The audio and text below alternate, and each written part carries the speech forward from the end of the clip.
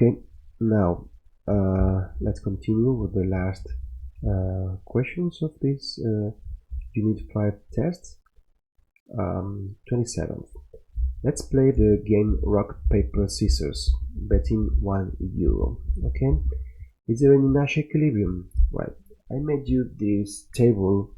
You know how the game is played. Okay, rock wins the scissors, scissors win paper, and paper wins rock. Yeah, so I wrote this profit here or losses with minus. Okay, now we played.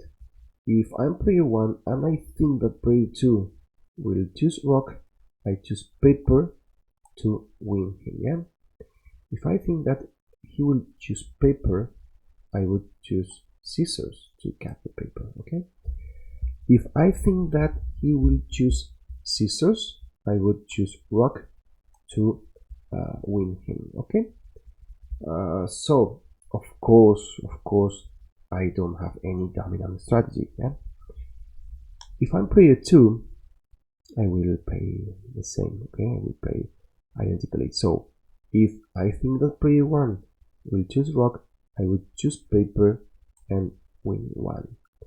If I think that player 1 will choose paper, I would choose scissors. Okay, to cut the paper. If I think that player 1 will choose scissors, I would win rock.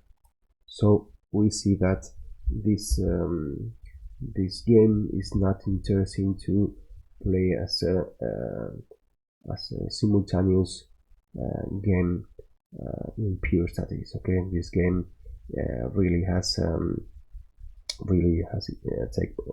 wins its importance when we think about mixed studies. But well, this is another story.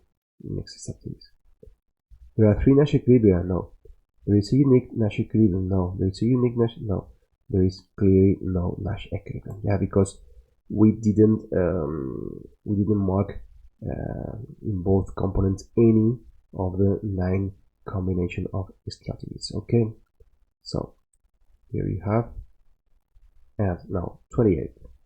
Let's call PM the price and monopoly charges, PC the equilibrium price at the oligopoly model of Cournot, and PS the price at the oligopoly model of Stackelberg, and PPC the price in perfect competition. Then, well, I explained you before in the previous video, I think that Cournot model is closer to monopoly. So the price the monopoly charges is the highest one. Okay, it's the highest one, and the Cournot is closer to it. Then of course Stackelberg, and then perfect competition.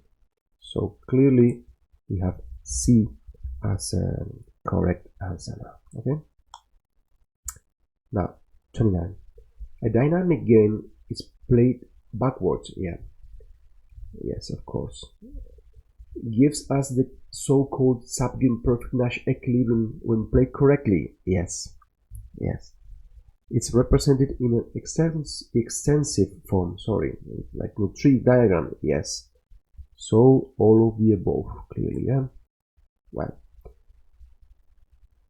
Now, 30th.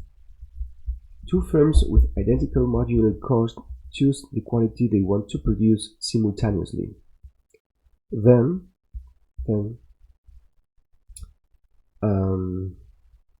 they both will produce the same, and the profits will also be the same. Well, be careful. No, this is false. This is false. If they have identical marginal cost, but the fixed costs are different, they will produce the same. The price it will be charged will be the same for both of them, of course, but the profits will be different. The profits will be different. Be careful with that. Okay. Well, I think I did here a little mathematical proof. Yeah. Well, you can see it. I will explain later while we read the rest. Okay, they both will produce the same, but the one with the lowest fixed cost will have higher profits. Yes, of course, of course. The rest should be false. The one with the higher fixed cost will produce less. No, because fixed cost don't play any role when choosing the quality to produce. Okay, so C and D are false because of that. Well, when we have identical marginal cost, the integrate will be the same. Will give us the same variable cost. Okay, with different variable names, but the same function. Okay, but the constant that is generated when we integrate could be different. Okay, so we can have the same marginal cost, of course, with different fixed costs. As I told you, they won't play any role when finding Q, but when we substitute and find the profits, they will be different. Okay, now first, Grant 10 and the key are the unique firms in a market, and they both choose independently the quantity they produce without knowing the production of the other. Their cost functions are identical and are given by 12 minus 4q plus q squared, where q could be the quantity Grant 10 produces or the quantity the key produces. Okay, the costs are quadratic, but they are identical for both. If the demand they face is described by the curve q equal to 10 minus p hat, okay, this time the curve is, as almost always, a straight line, then the price will be which one, and their individual profit will be which ones. Okay, so this is Cournot normal. So we isolate p first of all. Okay, we isolate p. P halves equal to 10 minus q, then multiplying by 2, p equal to 20 minus 2q. Okay, and then we do the profit maximization exercise for one of them. Okay, one of them. It doesn't matter on which. Okay, for example, Grant 10. The price 20 minus twice the aggregate quantity times the quantity Grant 10 produces minus its cost. Okay, then we operate a little bit so that the differentiation becomes easier. Okay, then we differentiate 20 minus 4qg minus 2qtk. Okay, because our variable is qg. Okay, our variable is qg, so minus 2qtk plus 4. Okay, here I have a little mistake. Here I need to put a 4. Okay, a 4 should appear here. From here, okay, minus with minus is plus 4 qg, then plus q, so minus 2 qg. Okay,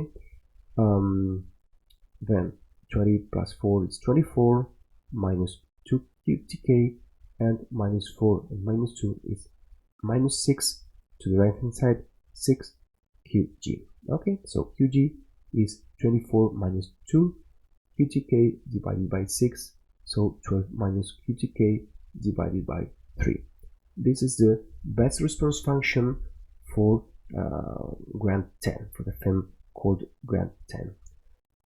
Okay, now again, as both firms have the same marginal cost, they will produce the same at the Cournot equilibrium. Then we substitute this here. Okay, for example, we take out qtk and we write qg. Then qg equal to 12 minus qg divided by 3.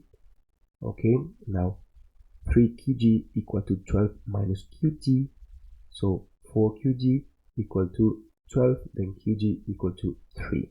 Okay, then the key should produce also the same at the Cournot level, Cournot equilibrium level. Okay, now Between both of them, they will produce 6.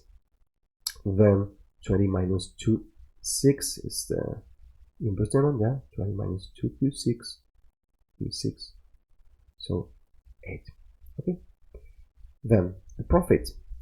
The profits are the revenues, price 8 times quantity 3 minus costs. Costs are here, yeah, 12 minus 4 times the quantity 3 plus 3 squared, so 15. Okay. And the profits will be the same for the key. Then the price is 8 and the individual profits are 15. Okay. Well, now let's go to a very very important exercise for me. I will explain it properly, what I think about this exercise and all it happens around it. So, exercise number 32. Now, Grant 10 and the key from the previous exercise realized they could increase their profits by choosing together the quantity to produce. So, the owners, Aitor and Juan, meet and look for the quantities to produce in order to maximize their joint profits.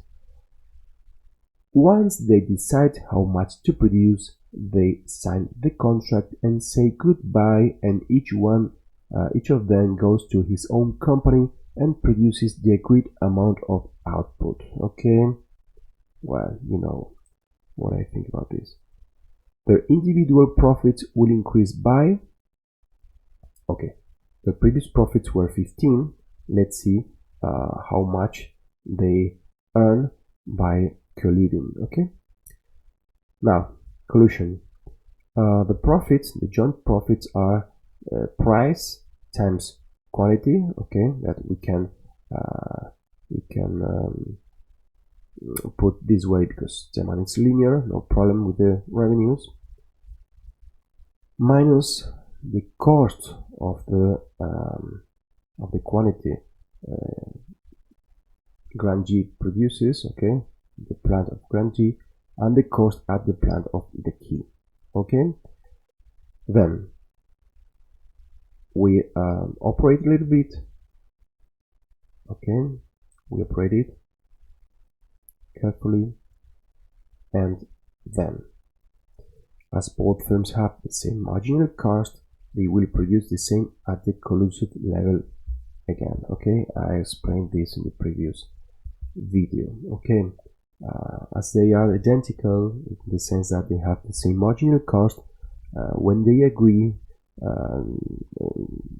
how much to produce each other, of course they will agree to produce the same. Okay, well, we differentiate it with respect to QG, then 20 times 1 minus 4 times this parenthesis plus 4, and this is minus 2QG, and this is all 0 because it doesn't depend on QG. Okay, now here we substitute this and we have 20 minus 4, and here is twice QG, so 4 times 2 is 8 QG, minus 2 QG is minus 10 QG. Okay, so 24 minus 10 QG, so QG is 24 divided by 10 is 2.4.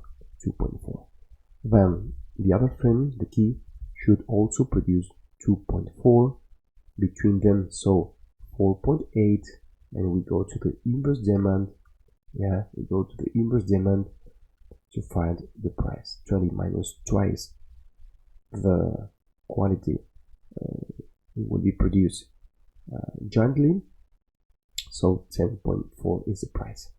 We go to the profits, the individual profit, and price times the quantity each one will produce. Okay, for example, Grand G produces this quantity, so these are the revenues minus the costs of producing 2.4 in its plant, so profits are 16.8.